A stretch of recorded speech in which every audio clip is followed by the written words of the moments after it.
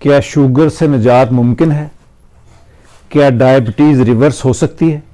जी हाँ, डॉक्टर्स तो यही पहले कहते रहे कि जिसको शुगर होगी उसको तमाम उम्र ही अद्वियात खानी पड़ेंगी, तमाम उम्र ही उसको इंसुलिन के टीके लगवाने पड़ेंगे। लेकिन जो अभी नई रिसर्च आई है उसने शुगर की तमाम ट्रीटमेंट को चेंज कर दिया है और वो सिर्फ एक काम करना है। 3 माह से लेकर 1-2 साल तक अगर आप इसको कंटिन्यू कर लें, इंसुलिन के इंजेक्शंस और टैबलेट से निजात मिल जाएगी, आपकी जान छूट जाएगी। करना क्या है? Intermittent fasting IF।